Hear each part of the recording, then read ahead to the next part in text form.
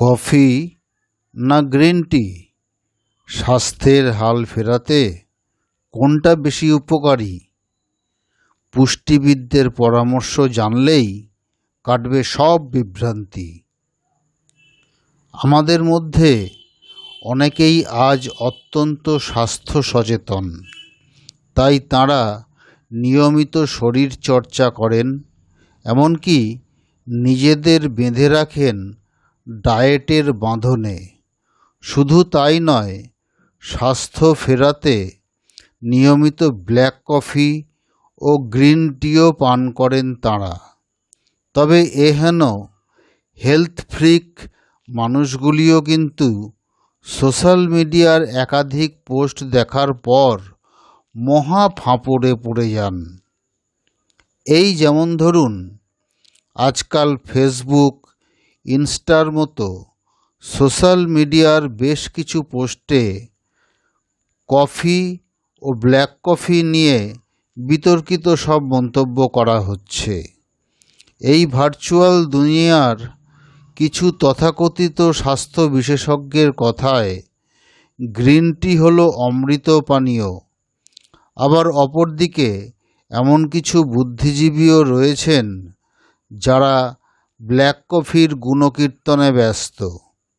আর এই দুই ধরনের মতের বৈপরীত্যের মাঝে পড়ে অনেক বুদ্ধিমান মানুষই সমস্যায় পড়ছেন। এমনকি তারা সিদ্ধান্ত নিতে পারছেন না যে তাদের হেলদি ডায়েট প্ল্যানে ব্ল্যাক কফি না গ্রিন টিকে জায়গা করে দেবেন।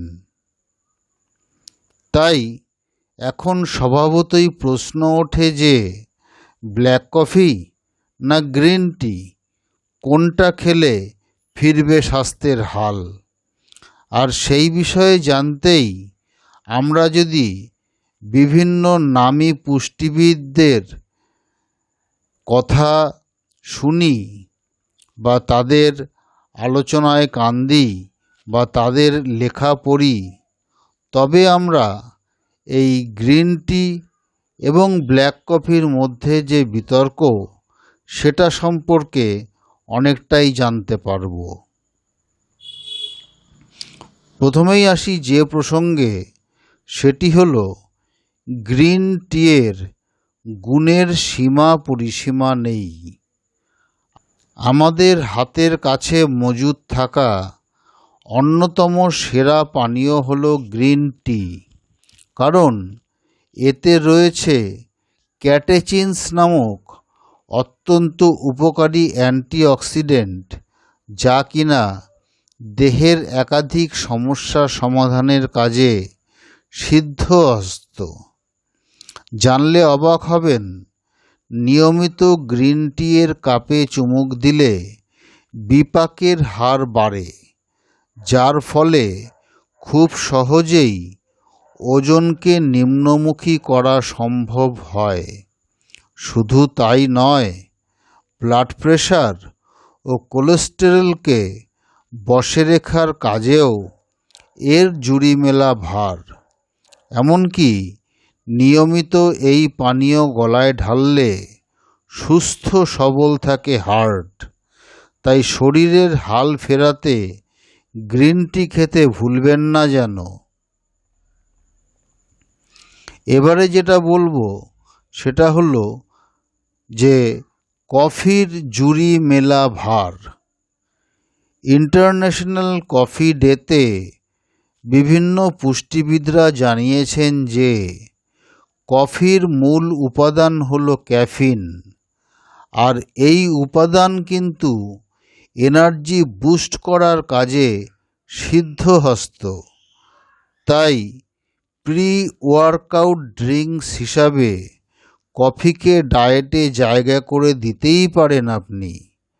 শুধু তাই নয়, কফি কিন্তু ব্রেনের কার্যক্ষমতা বাড়ানোর কাজেও দারুণ কার্যকরী।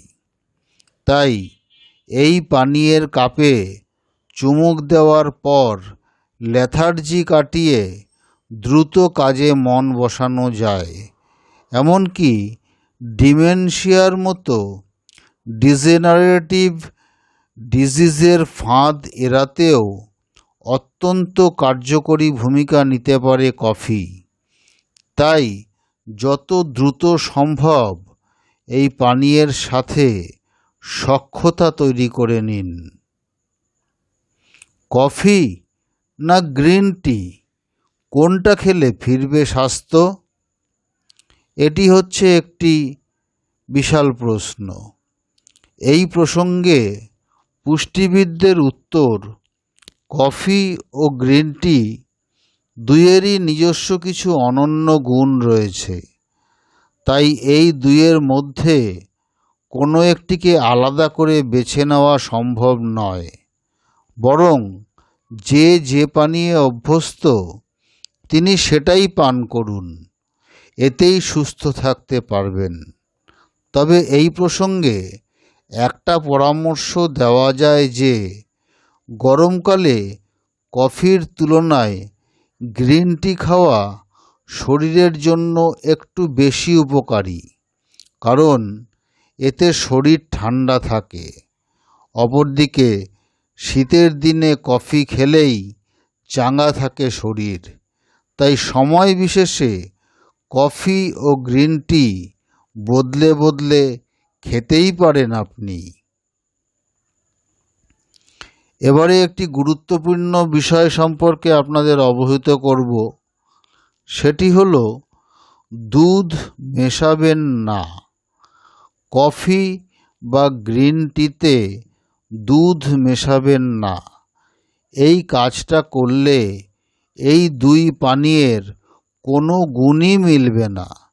তাই কফি বা গ্রিন টি দুধ ছাড়া পান করার চেষ্টা করুন।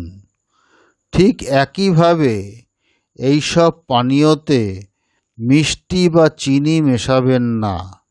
এতে কফি বা চায়ের গুণ তো কমবেই, পাশাপাশি বাড়বে ওজন।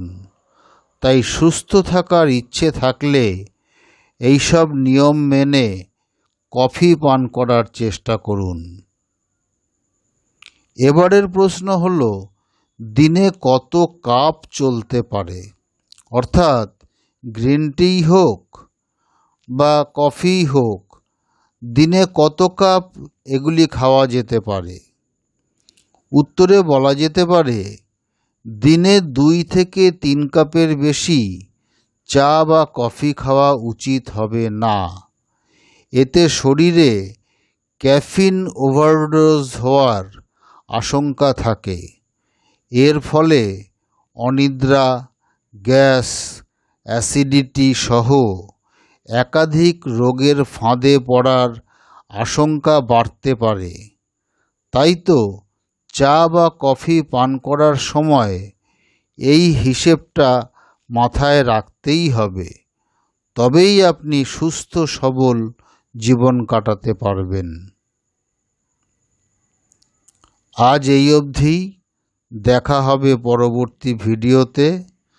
যদি আমাদের এই স্টে ওয়েল ইউটিউব চ্যানেলের অনুষ্ঠানগুলি আপনাদের ভালো লেগে থাকে, তবে অবশ্যই চ্যানেলটিকে সাবস্ক্রাইব করবেন, লাইক করবেন এবং শেয়ার করবেন। সকলে ভালো ও সুস্থ থাকবেন।